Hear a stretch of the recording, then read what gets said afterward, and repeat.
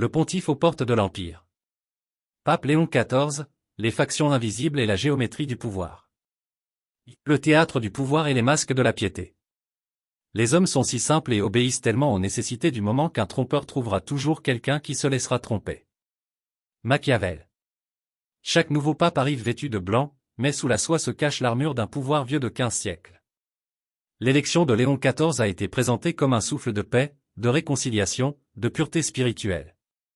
Mais dans les couloirs de marbre du palais apostolique, une vérité plus nue circule. Le Vatican est l'une des plus anciennes agences d'intelligence au monde et la modernité n'a fait que renforcer ses réseaux. Comprendre un pape, c'est comprendre les forces qui l'encerclent. Les jésuites, la secrétairerie d'État, les chevaliers de Malte, la curie financière, les diplomates, les fondations et les cercles maçonniques qui rôdent depuis des siècles autour de Rome. Aucun trône, aussi sacré soit-il, n'est jamais exempt des dynamiques de pouvoir. 2. Les chevaliers de Malte, l'armée éternelle de Dieu. Ce ne sont pas les titres qui honorent les hommes, mais les hommes qui honorent les titres. Machiavel. Nulle organisation ne représente mieux la double face du pouvoir temporel et spirituel que l'ordre souverain de Malte. Un État sans territoire. Une église sans paroissiens. Un ordre militaire sans armée.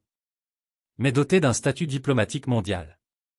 Et d'archives auxquelles aucune nation n'a accès. Depuis des siècles, les chevaliers de Malte sont les médiateurs discrets entre le Vatican, la diplomatie, l'humanitaire, l'intelligence, les services spéciaux et les circuits financiers opaques.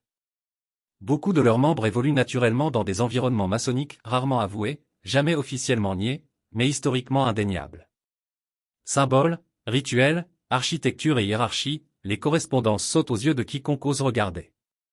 Le pouvoir reconnaît toujours le pouvoir qu'il porte une soutane ou un tablier.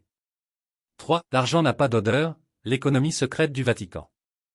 La Banque du Vatican IOR a survécu à des guerres papales, 2 guerres mondiales, la guerre froide, des scandales bancaires et mafieux, des crises financières globales. Et pourtant, elle demeure. Parce que l'argent n'a ni couleur, ni odeur, ni religion. Il n'obéit qu'à la gravité du pouvoir. L'infrastructure économique du Vatican s'étend à un empire immobilier mondial. Des structures offshore invisibles. Les réseaux chevaleresques de Malte.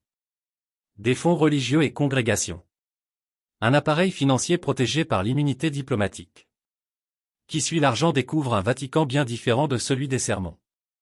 4. La première visite du pape, la Turquie, le carrefour métaphysique. Un prince sage cherche les lieux où le pouvoir afflue naturellement. Réécrit dans l'esprit de Machiavel. Pourquoi la Turquie? Pourquoi d'abord? Parce que la Turquie n'est pas un pays, c'est la charnière des civilisations, le nœud métaphysique où les empires se brisent ou s'unissent. Pouvoir géographique. Les détroits, le point d'étranglement ultime. Lien physique entre l'Eurasie et la Méditerranée. Axe énergétique, migratoire et militaire. Pouvoir historique. Rome-Byzance Empire ottoman République. Le seul territoire au monde ayant été capitale de 3 empires successifs. Pouvoir ésotérique. Les loges maçonniques ottomanes. Les sociétés de Salonique. Les réseaux crypto-politiques ayant façonné secrètement la Turquie moderne. Un pape ne choisit jamais sa première visite au hasard. Il se rend là où la carte spirituelle et la carte stratégique se superposent. La Turquie est ce lieu. L'écho au Liban, le phare de l'Orient. Si la Turquie est la charnière, le Liban est le miroir. Beyrouth demeure le point de convergence de jésuites. Clergé maronite. Services européens. Loges maçonniques. Élites exilées. Jeux et contre-jeux régionaux. Une visite papale n'est jamais simplement pastorale. C'est une mise à jour du rapport de force, une évaluation des alliances, un recalibrage du Levant. Le Liban est le microcosme du Moyen-Orient, fragile, symbolique, précieux et éternellement disputé. 6. Le Grand Israël, l'ombre de Herzl sur le présent. Nul regard sérieux sur la région ne peut ignorer l'idée ancienne, controversée, mais persistante du Grand Israël, associé à Theodor Herzl. Après les événements du 7 octobre, les transformations militaires, politiques et territoriales ont réactivé ce débat. Projet officiel ou officieux? Symbolique ou géostratégique? Mythique ou opportuniste? La visite du pape s'inscrit dans ce contexte, qu'il le veuille ou non. Comme Machiavel l'aurait noté. Le prince prudent doit toujours chercher qui profite du tumulte. Le Vatican observe. Le Vatican calcule. Le Vatican se positionne pour les futures recompositions du Moyen-Orient.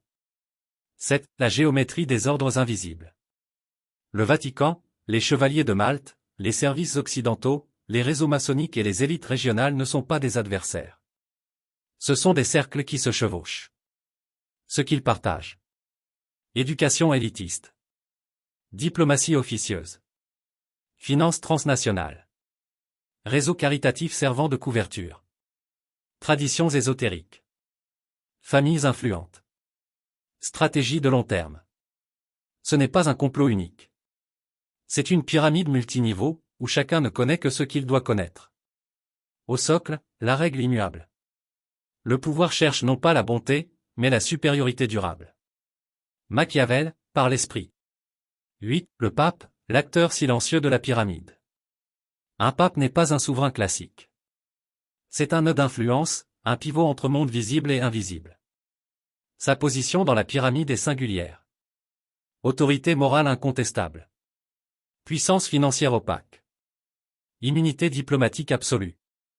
Réseau d'intelligence transnationale. Légitimité sans élection. Léon XIV n'est pas un révolutionnaire. C'est un équilibriste, un arbitre dans un théâtre de forces contradictoires. Et Machiavel lui soufflerait. Celui qui contrôle les symboles finit par contrôler les hommes. 9. Conclusion, le pèlerin du pouvoir. Les visites en Turquie et au Liban, la proximité renouvelée avec l'ordre de Malte, les résonances maçonniques, et la reconfiguration régionale post-7 octobre mènent à une conclusion.